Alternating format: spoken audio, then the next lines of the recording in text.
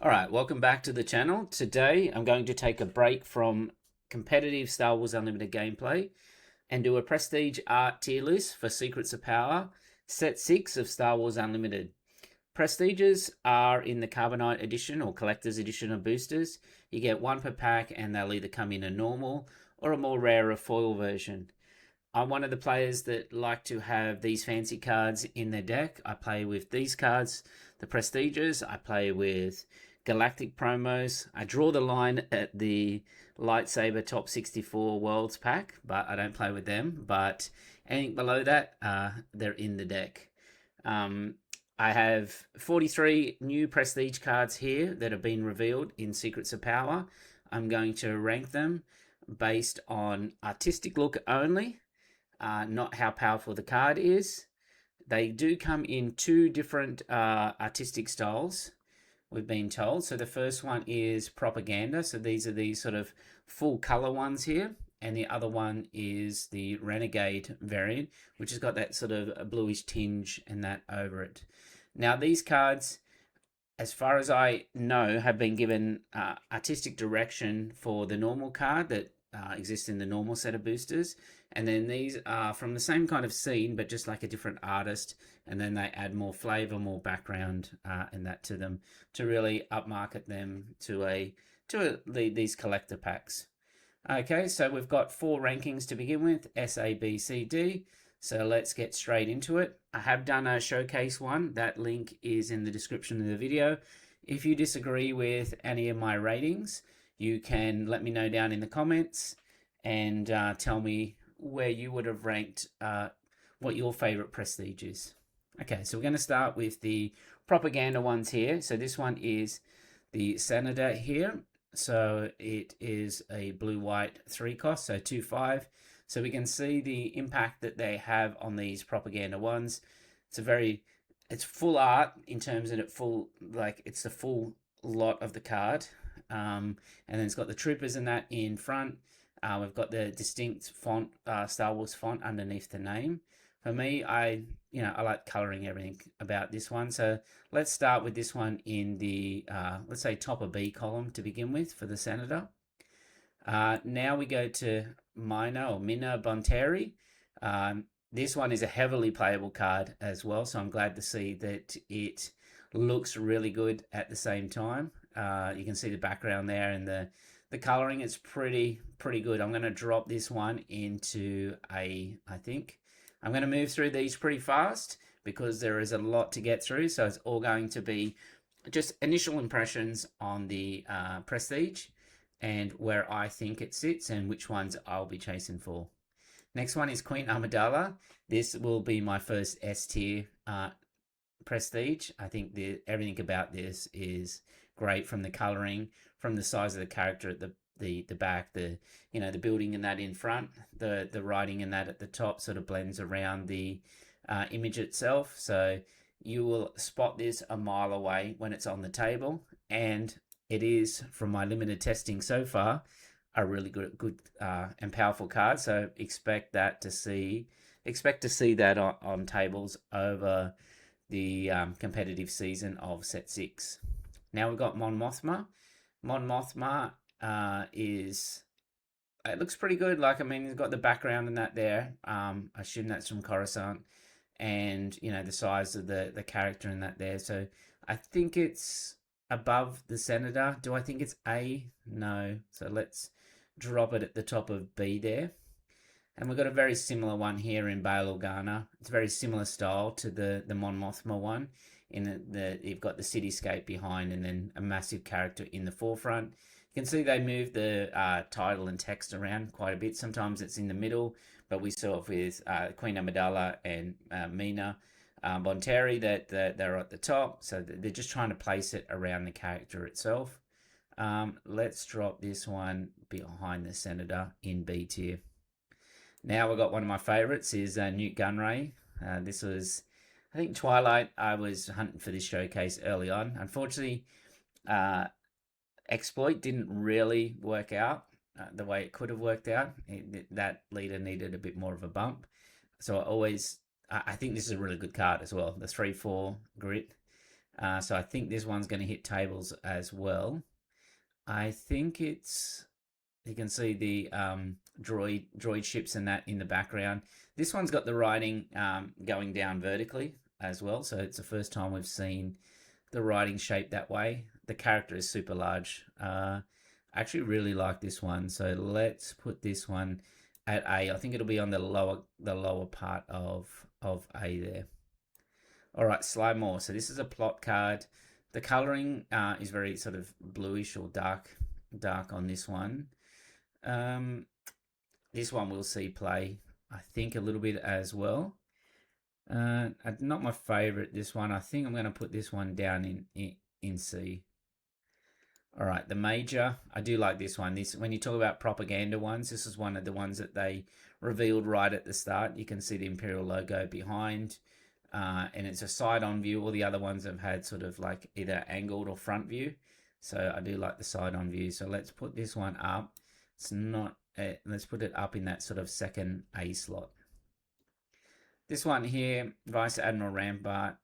It's okay. It's a bit generic and that as well in terms of the troopers and just like a generic sort of side-on profile. I'm going to drop this one down into C.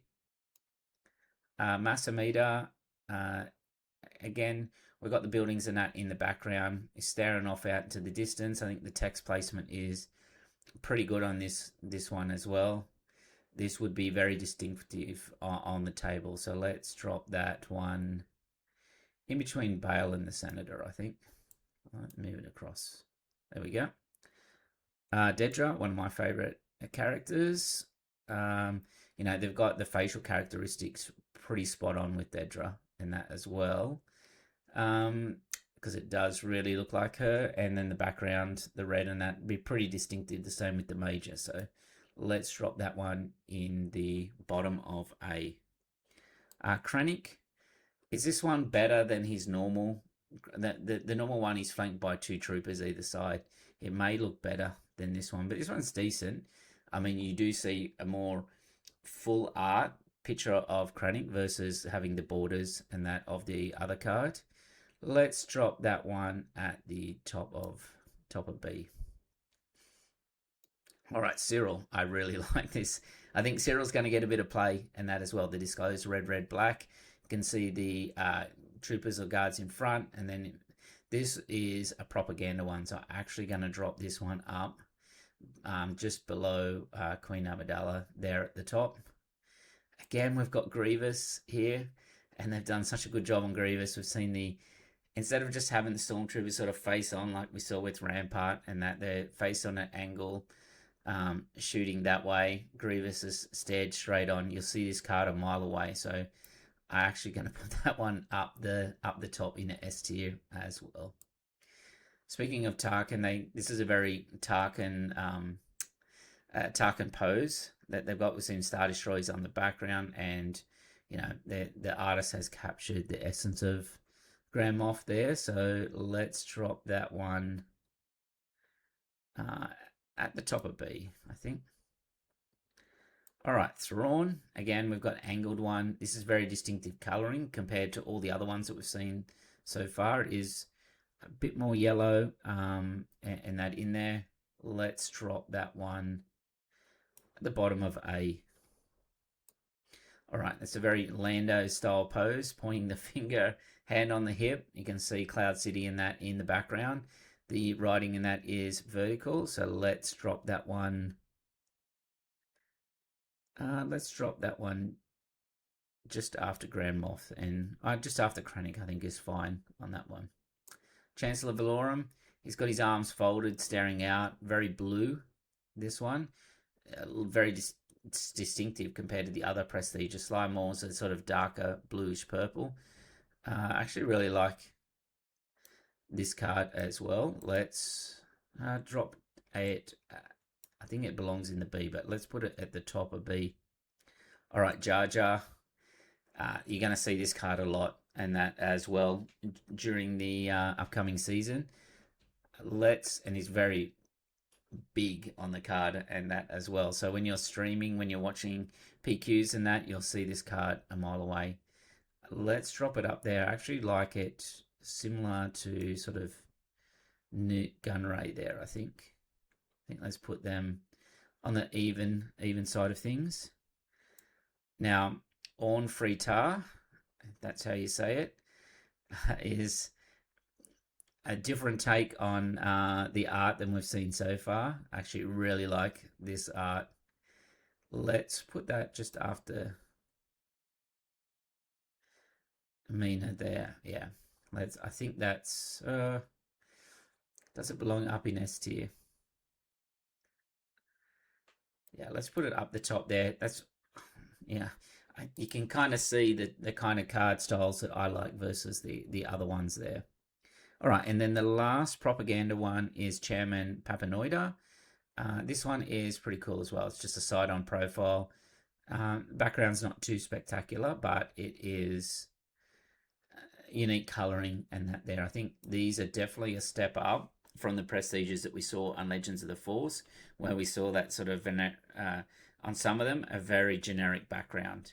I'm expecting like unique backgrounds on all prestiges and that, so for them to be ranked really well. So here we go now. We're going to go now into the Renegade one, and a spoiler alert, if the background is all very generic like that, I'm not going to rate them very high and that as well. So Chopper, it's just a droid there with, no background and that. So I'm actually going to put that one. I'd be pretty disappointed to open that one because one, it's probably not heavily playable at the same time, and it's a little bit generic. All right, Cassian. It's very similar to the unit Cassian in the sense that I think he's got his hood down. This one is just put his hood on. The issue with these Renegade ones is that you can see in the text of it that it's got colorings for like -2, -0, the red, the blue, but for some reason they haven't colored in the aspect icons. So you're kind of left to look at the aspects and work out, oh, okay, that's a blue or white, and then people not that familiar with the game might find that a little bit difficult to recognize the what color or what color that aspect but that particular card belongs to. So that's my critique of all of these Renegade ones, is that we're going to put this one at, I think the art and that's pretty good on this one, but let's put it at the top of C. That's my critique of the Renegade ones, because you can see there's cards like this that you can see where it says plot, it's in red, so they do it for the text, but they don't do it for the aspect icons. And I would have thought at least for the aspect icons and potentially the cost in the upper left hand corner, we would have colored those in the same way we colored the text in, so that the card is still identifiable. Now this pose for Cad Bane and that I really like, and this was one of the ones that they spoiled very early on, so they knew that the actual artwork is really good. The background is not great, but the actual artwork, how the Cad Bane has been pictured here, I think is really good. So let's drop that. It's kind of up there with like Lando and that, I think, or maybe a bit higher. Let's drop it between Tarkin and Valorum there. All right, Charismatic.